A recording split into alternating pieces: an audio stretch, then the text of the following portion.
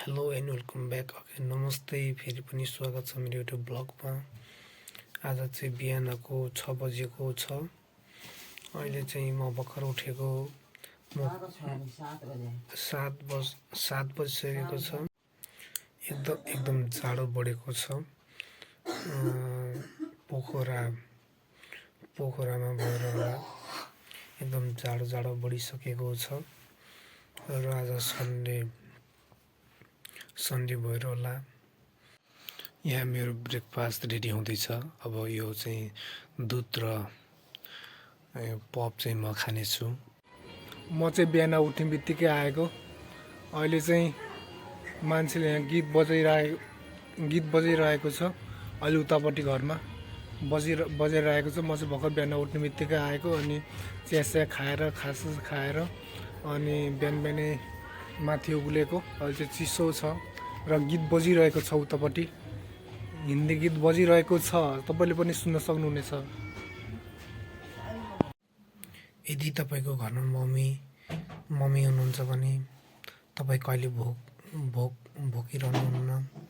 तपाईँको पेट टन्नै रहनेछ। तपाईँको मम्मीले खुवाई गर्नेछ। अहिले चाहिँ घाम लागेको छ र म माथि आएको छु।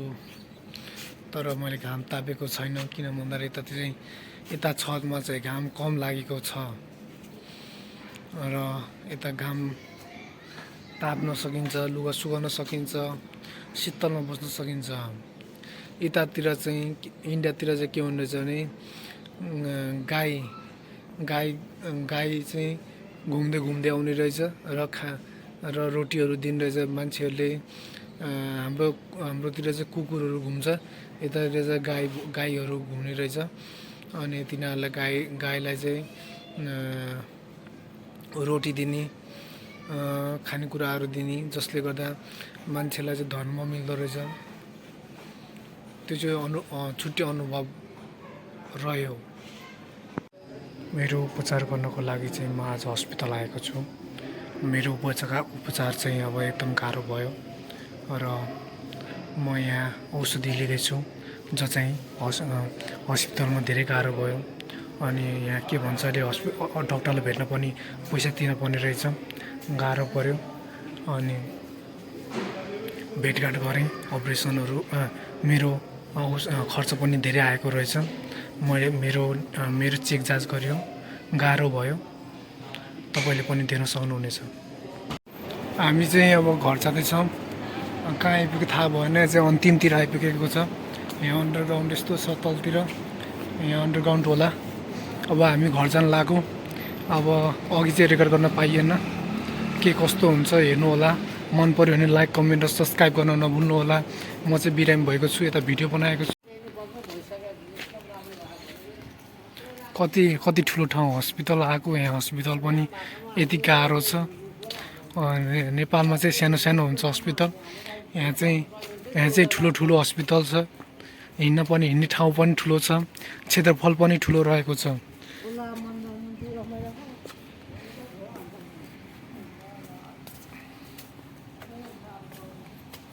गाडी नै गाडी छ। यहाँ चाहिँ अब मन्दिर पनि रहेको छ, जसले रक्षा गर्नेछ।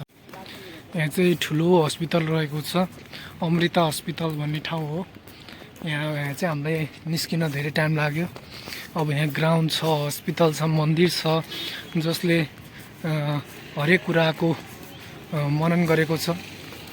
हरेक कुरा अब यदि डक्टरको इच्छा पुरा हुँदैन भने भगवान्को इच्छा पुरा हुन्छ। भगवान्ले रक्षा गर्छन् भनेर पनि मूर्तिहरू बनाएको छ। मलाई पनि ठिक होस्, रक्षा गरोस् भन्न चाहन्छु।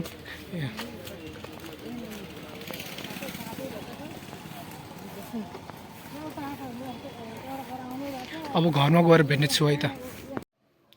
भर्खर चाहिँ म घर आइपुगेको छु। हस्पिटलबाट भर्खर आएको र लुगा फेर्ने छु। लुगा फेरेर केही खाजा खानेछु। खाजा खाएपछि भेट्ने छु है त। अहिले चाहिँ दिउँसो भएको छ र म अहिले छतमा आएको छु। छतमा चाहिँ घाम गइसकेको छ र लुगा सुकाउन पनि गाह्रो हुन्छ। यहाँ के आवाजहरू आइरहेको छ। घरहरू उता बन्दैछन्, जसले गर्दा त्यहाँ ठुलो आवाजहरू आइरहेको छ। म चाहिँ आज हस्पिटल गएको थिएँ र टाइम लाग्यो, आउन पनि टाइम लाग्यो, जान पनि टाइम लाग्यो र केही भिडियो बनाएको छु, सर्ट भिडियो बनाएको छु, त्यो हेर्न सक्नुहुन्छ। मैले आएर खाजा पनि खाएँ। लाइक कमेन्ट र सब्सक्राइब गर्नु होला। यदि नयाँ हुनुहुन्छ भने सब्सक्राइब गर्नु, सबैले माया देखाउनुहोस्, सबैले माया गर्नुहोस् है त।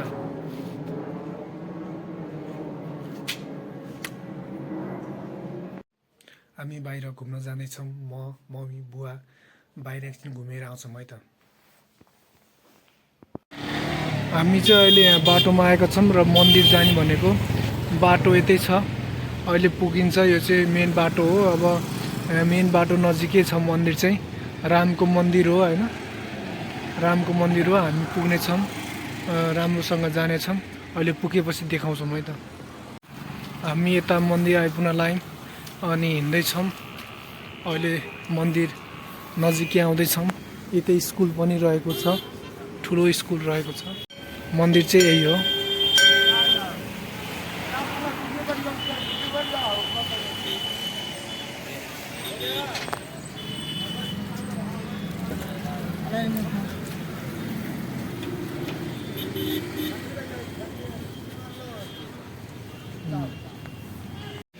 यहाँ चाहिँ एउटा ऊ पनि रहेको छ। यहाँ के भन्छ अरे, फ्लावरहरू किन्न मिल्ने, मिल्ने फुलहरू, फ्लावरहरू किन्न मिल्ने एउटा ऊ पनि रहेको छ।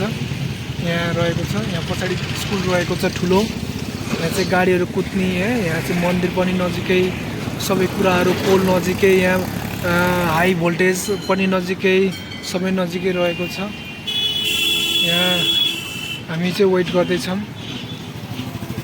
बुवाको।